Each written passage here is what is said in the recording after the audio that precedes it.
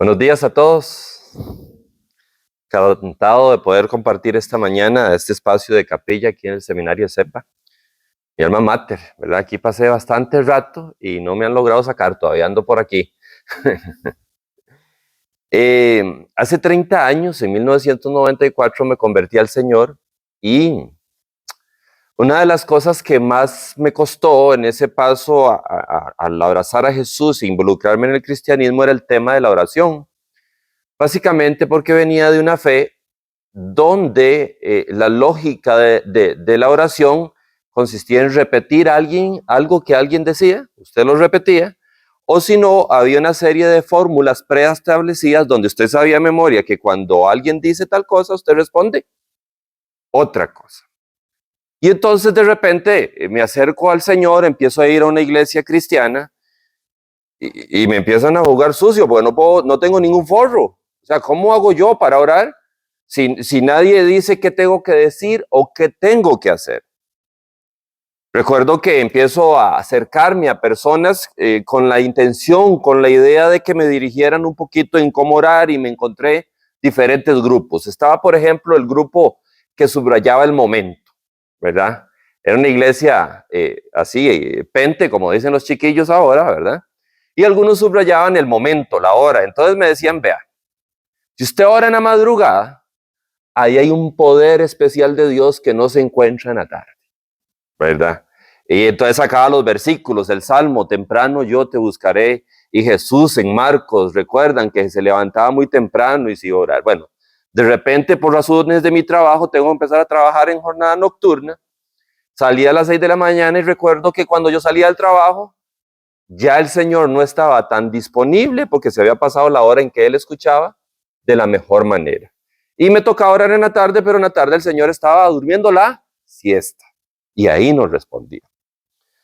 Recuerdo también que estaban los que subrayaban la fórmula, la forma, ¿verdad? Y entonces el consejo era, mire, hay que orar en el Padre en el nombre de Jesús, que yo lo creo, pero la lógica básicamente planteada es, diga lo que sea como sea. Y si al final usted le pone esa firma, en el nombre de Jesús, hecho, listo, todo lo que usted dijo o planteó, en automático se empiece a hacer. Bueno, resultó para mí de mucho consuelo, por decirlo así, saber que no era el único que luchaba con esto. En algún momento de los evangelios, los discípulos le hacen una petición única a Jesús. Y ellos le dicen, usted debe recordar, enséñanos a orar. Nunca le pidieron, enséñanos a predicar, enséñanos a liderar, sino que ellos le dicen, enséñanos a orar. Y esta petición tiene implícita varias cosas. En primer lugar, que orar es algo que se puede aprender, que uno puede crecer en la disciplina de la oración. Implica también un reconocimiento de que a veces no sabemos cómo hacerlo. O sea que hay un corazón dispuesto hacia Dios y hay un Dios receptivo a nuestra petición, pero hay torpeza propia, humana, a la hora de plantear esas oraciones. También implica que hay un deseo de aprender e implica también que es posible siempre crecer en la disciplina de la oración independientemente del tiempo que uno tenga de estar en la fe que uno profesa. Estos discípulos eran judíos de naturaleza, la mayoría de ellos, creo que todos, si no me equivoco, y estaban acostumbrados a que en el judaísmo tenían un sistema litúrgico previamente establecido. También tenían ya tiempo de estar con Jesús y un día Jesús oró y ellos dicen, este maestro tiene algo que a mí no me enseñaron ni yo he logrado desarrollar. Implica también que el mejor maestro de oración es Jesús.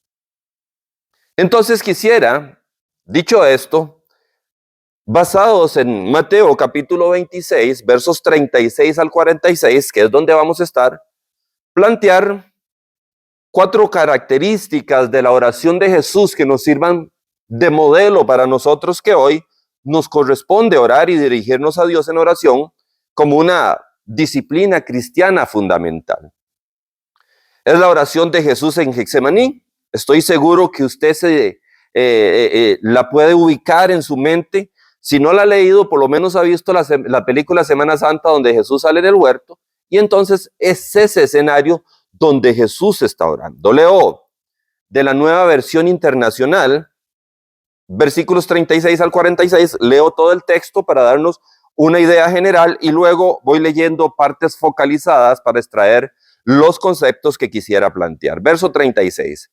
Luego fue Jesús con sus discípulos a un lugar llamado Getsemaní y les dijo, siéntense aquí mientras voy más allá a orar.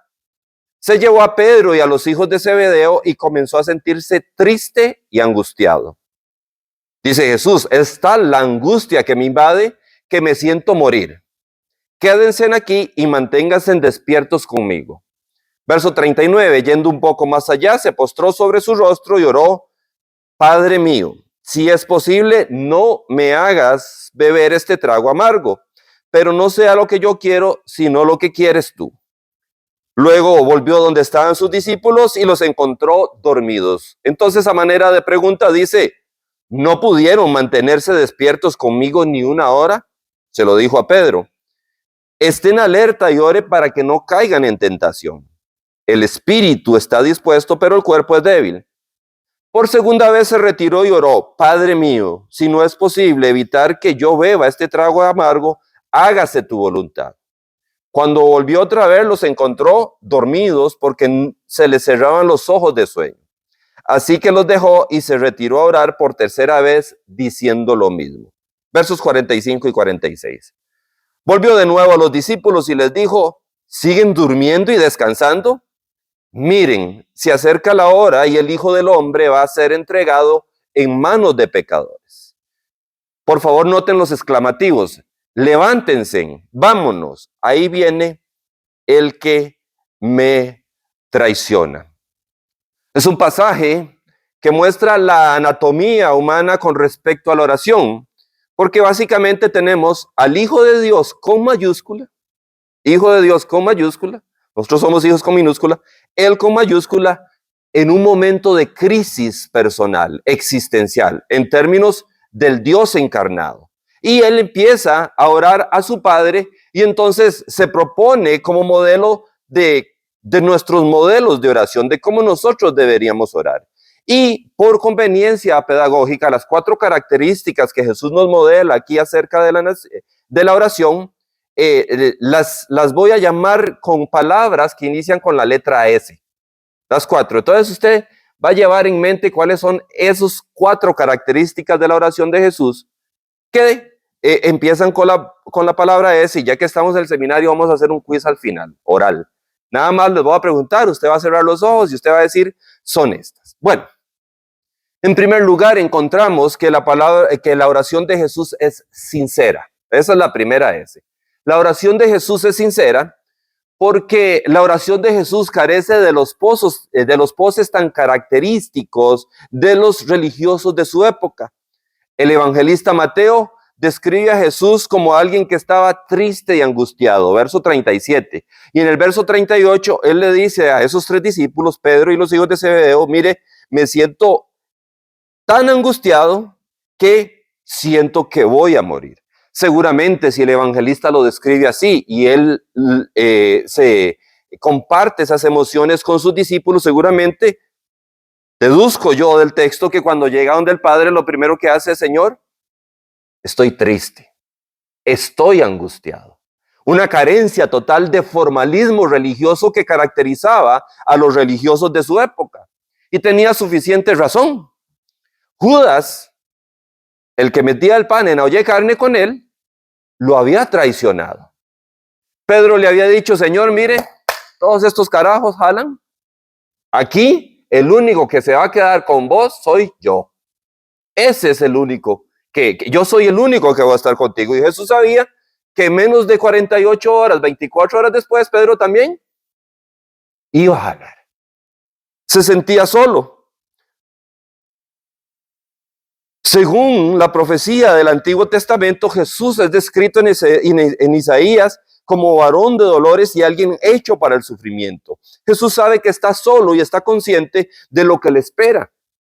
Era una muerte romana, no era una inyeccioncita, que no es que sea bonito. Era una muerte romana. Implicaba altos niveles de sufrimiento físico, de sufrimiento personal, porque se planteaban burlas hacia él. Y entonces, él en esta condición refleja su humanidad planteando su estado emocional no solo a sus discípulos, sino seguramente a su Padre. No encontramos un Jesús como los superhéroes de las tiras cómicas, no es un Superman con capa, no es un Jesús de acero, es un Jesús humano. El Hijo de Dios con mayúscula, viviendo en carne propia lo que es la tristeza, la angustia de tener que enfrentar una situación difícil. El libro de Hebreos lo plantea de la siguiente manera. En los días de su vida mortal, Jesús ofreció oraciones y súplicas con fuerte clamor y lágrimas a aquel que podía salvarlo de la muerte. La oración sincera es siempre la oración acerca de lo que nos preocupa, no de lo que está en la lista formal de oración, sino es de aquello que me preocupa. Estoy en algún momento de mi vida haciendo una lista de cosas por las cuales orar cada día. Entonces el lunes voy a orar por esto, el martes voy a orar por esto, el miércoles por esto, el jueves por esto. Resulta que llegaba el jueves por la mañana y sacaba mi lista de oración para el jueves, pero mi mente no puede concentrarse. Porque tengo enfrente la lista de aquello por lo que me corresponde orar, pero hay cosas que agobian mi mente y mi corazón. Un mentor espiritual me decía, mire, la oración sincera, ¿verdad? No es un acto de egoísmo, no es que primero lo mío, después lo demás, sino que la sinceridad implica que llevemos a Dios primero aquello que nos preocupa, para poder obtener de Él su paz, su tranquilidad, recordar sus promesas, y después poder ocuparnos de algunos otros temas de oración. Pero esa es la oración sincera de Jesús, la oración que deja de lado poses, sean religiosos, sean estéticos, y se presenta a Dios tal y como es. Entonces, Jesús nos plantea que la oración debe ser, en primer lugar, sincera. La segunda es sencilla. Y es sencilla porque es sencilla. La segunda característica de la oración de Jesús es que es una oración sencilla. Él llega y dice, verso 39, Padre mío, si es posible, no me hagas beber este trago amargo. Se aleja de los poses tan acostumbrados en su tiempo. La personaliza. En algún momento en el Padre Nuestro, Jesús enseña a orar, Padre Nuestro, pluralizando la oración. Pero está en una circunstancia tal de su vida que por un momento deja de lado el sentido comunitario y dice, Padre mío. Porque la oración sincera y sencilla reconoce que hay circunstancias del quehacer humano, hay circunstancias de la vida humana que está bien que Dios sea Dios de todos, y así lo es. Pero Señor, en este momento necesita que seas mi Dios, mi consuelo, mi refugio, mi esperanza, porque me está llevando la trampa. Con el trabajo, con la escuela, con la universidad, con un hijo, con mi esposo, con mi esposa, con una enfermedad, con las finanzas. Es una oración sencilla, libre de poses. Los prerequisitos para orar son básicos en la Biblia. El corazón quebrantado y arrepentido no desprecia el Señor. No se espera una oración elitista. No se espera una oración que impresione a los demás. La Biblia está llena de oraciones sinceras y sencillas que tienen la respuesta del cielo. Un ladrón en la cruz no había pasado mucho tiempo en la iglesia. Si era un ladrón, seguramente su vocabulario no era el más elegante, ni estaba acostumbrado a un vocabulario técnica, teológicamente correcto, pero en algún momento siente que tiene que reaccionar y siente que este personaje Jesús puede hacer algo por él y le dice, ¿podrías acordarme de ti, de mí? ¿Podrías acordarte de mí cuando estés en tu reino? No pasa de 15 palabras la oración. Y el Señor le dice, hecho. Listo, hoy mismo vas a estar conmigo en mi reino. Tenemos una mujer que tiene un problema de salud. Dice, si solo lo toco, yo sé que algo va a pasar. Y Jesús modela la oración sencilla cuando nada más llega y simplemente le dice a Dios, Padre, Padre, tú sabes cómo me siento. Tú sabes que me siento solo, que me siento triste, que la cosa que viene no es fácil, ¿verdad? Que hace cuestión de 3 o 4 días me tiraban por los aires, parecía el festival, ¿cómo se llama? El desfile de las rosas cuando yo venía entrando a Jerusalén. Y ahora todo el mundo jaló y los que quedan aquí también van a jalar. Entonces la oración tiene que ser sincera y sencilla. La tercera S, la oración de Jesús es sumisa, es sumisa. Él llega y dice, Señor, mire, yo sé lo que me espera, sé que este es tu plan, sé que para esto vine a este mundo,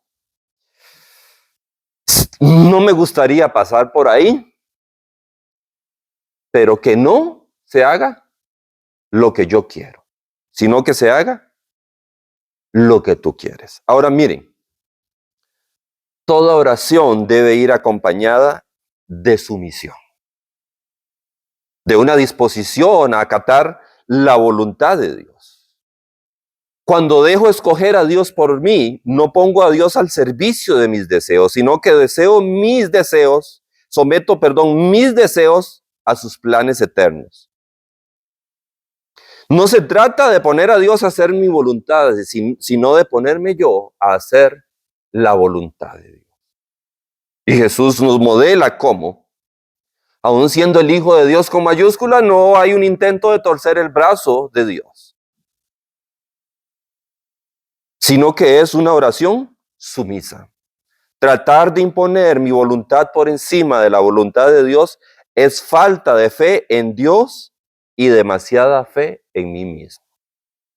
Ya no es cristianismo, ya es humanismo. Y humanismo no es cristianismo y cristianismo no es humanismo, aunque se confunda a nivel social. Aunque el llamado de la sociedad es póngase a buscar sus sueños, cultive sus sueños, ocúpese de sus sueños. Eso no es cristianismo. Cristianismo es descubramos cuál es la voluntad de Dios para nosotros. Y luego sometamos nuestra voluntad a los planes que Dios trazó desde la eternidad para nosotros. El hecho de que Dios nos dé un no a nuestros planes es una de las mayores muestras de su amor. No sé si a usted le pasa como a mí, pero yo soy lo que en Costa Rica llamamos técnicamente bombeta. ¿Verdad? Bombeta. O sea, alguien que cuando ve una puerta abierta tiende a entrar de manera muy ligera por esa puerta. Ese soy yo. Y resulta que si hay 4 puertas y Dios quiere que yo entre a la cuarta, Él tiene que cerrarme la primera, Él tiene que cerrarme la segunda y Él tiene que cerrarme la tercera. Porque si Él deja las 4 abiertas, mi tendencia natural va a ser a entrar a todas. Y sí habrá tiempo para devolverse, pero se perdió fuerza, energía, tiempo, entrando donde Dios no me quería.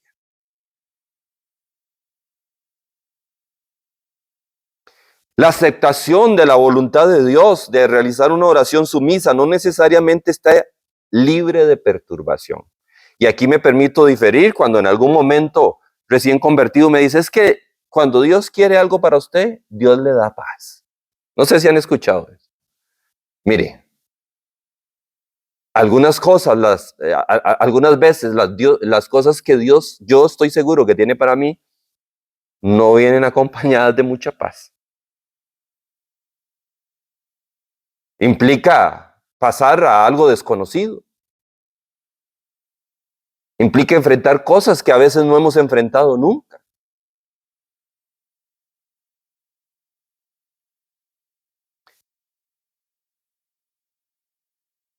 En Hebreos 5:7, otra vez el autor de Hebreos lo recoge muy bien. En los días de su vida mortal, Jesús ofreció oraciones y súplicas con fuerte clamor y lágrimas al que podía salvarlo de la muerte. Y luego dice al final del versículo 7, y fue escuchado por su reverente sumisión. Dice que aunque era hijo, con mayúscula, mediante el sufrimiento aprendió a obedecer. Miren,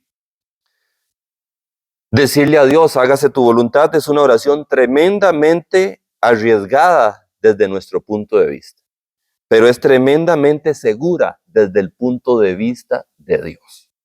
El riesgo es una percepción subjetiva nuestra, porque implica llevarnos a cosas desconocidas, pero desde el punto de vista de Dios es sumamente segura.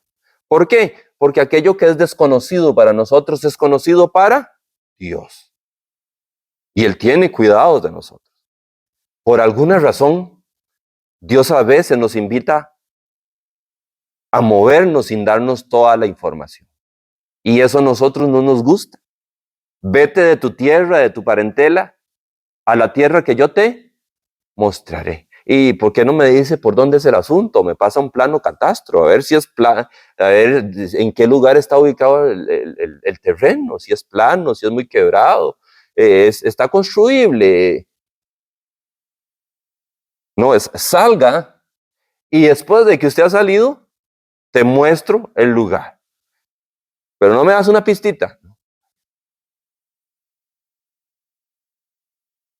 La oración debe ser, en primer lugar, sincera. En segundo lugar, sencilla. En tercer lugar, todos van con 100. Y se debe orar siempre, siempre la cuarta vez. Jesús empieza a orar, deja a los discípulos esperándolo ahí mientras él va a orar. Él asume que ellos también están orando. Y cuando llegan y les dicen a decirles que cómo les va con la oración, los encuentra durmiendo. Hay un reproche, pero ¿qué sigue entonces? Volver a orar por segunda vez. Vuelve otra vez y los encuentra otra vez ruliaiticos. ¿Y qué sigue? Volver a orar. Habla de persistencia, de constancia en oración. Una y otra vez Jesús va a orar, a comunicarse con su Padre. Lo único que evita que Jesús siga orando es que ya Judas se acerca para traicionarlo. El cansancio físico, las demandas laborales y familiares serán un obstáculo para la oración persistente. Sin embargo, debemos aprender a luchar con esos obstáculos para orar siempre. El misterio de enseñanza de Jesús duró 3 años, pero el de intercesión lleva 2000 años y Él continúa intercediendo por nosotros hoy. Antes de concluir, llegó el momento del quiz. La oración modelo de Jesús es una oración sincera, sencilla y siempre, siempre. El cambio de Jesús es extraordinario. Verso 46. Recuerden que en el verso 37 está Jesús diciéndole a sus discípulos, me siento triste, estoy angustiado. Mateo lo describe sumamente triste, angustiado. Y los exclamativos del versículo 46 me encantan. Levántense, vámonos. Ahí viene el que me traiciona. Encontramos un Jesús fortalecido, empoderado, dispuesto a enfrentar las circunstancias, con un cambio en el ánimo terriblemente diferente.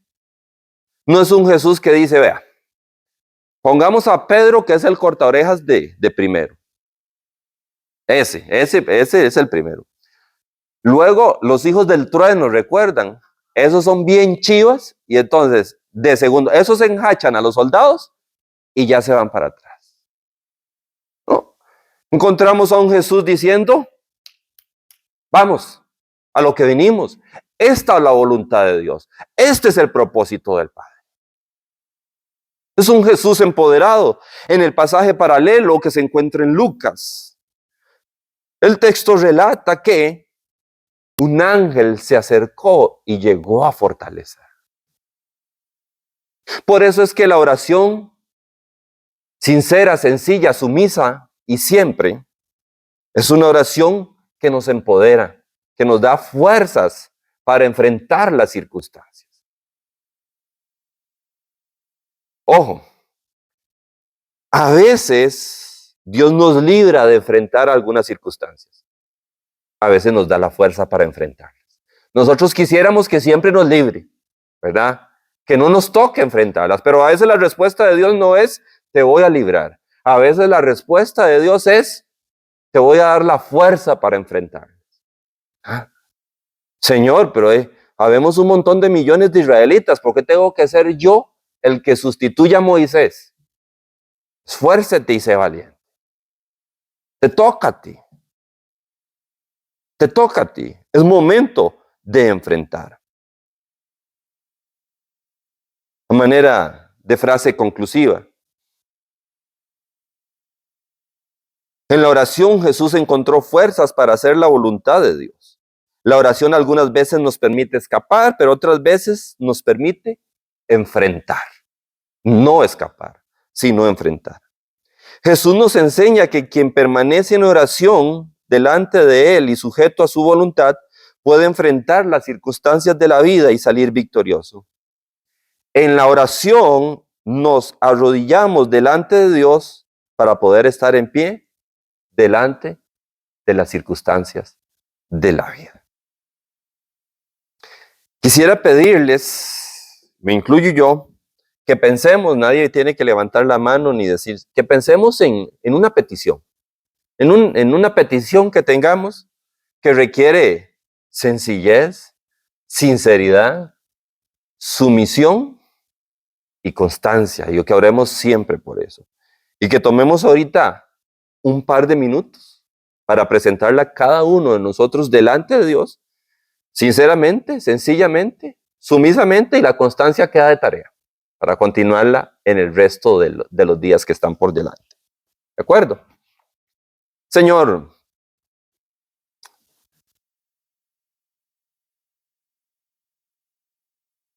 qué gran ejemplo, Señor, nos das de lo que es acercarnos al Padre bueno.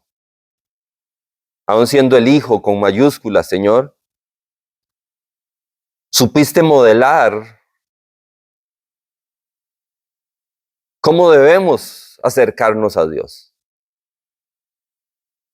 Te pedimos personalmente, Señor, por esta petición, por este trabajo, por esta enfermedad, por este esposo o esposa que parece alejado, por este hijo o hija que ya no obedece como cuando era más o menos niño.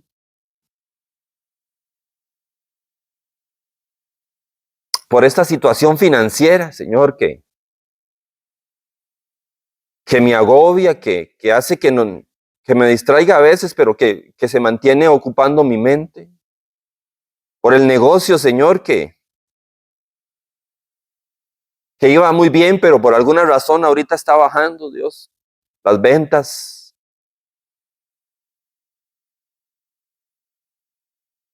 Por claridad para hacer tu voluntad, Señor, porque a veces siento que no tengo claridad acerca de qué quieres de mí, o a veces la tengo, pero me falta el valor para hacer lo que me mandas a hacer. Te presentamos nuestras peticiones, Señor, tal y como tu Hijo lo hizo, con sinceridad, con sencillez, con disposición para hacer tu voluntad, Señor.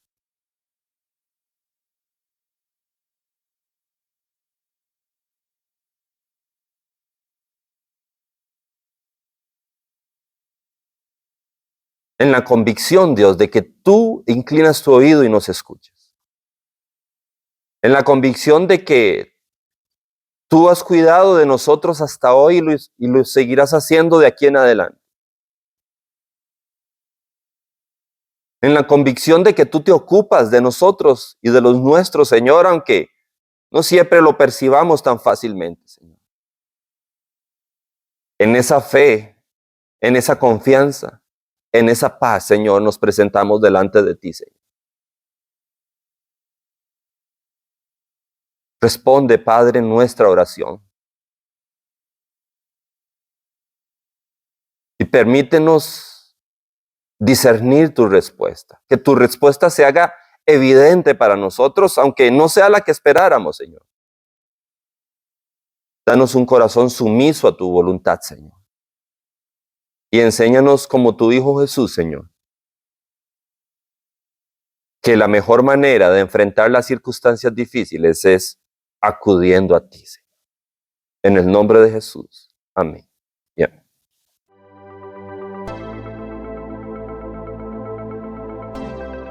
Seminario ESEPA, formando siervos conforme al corazón de Dios. Contáctenos en www.esepa.org o al número 4001-6052.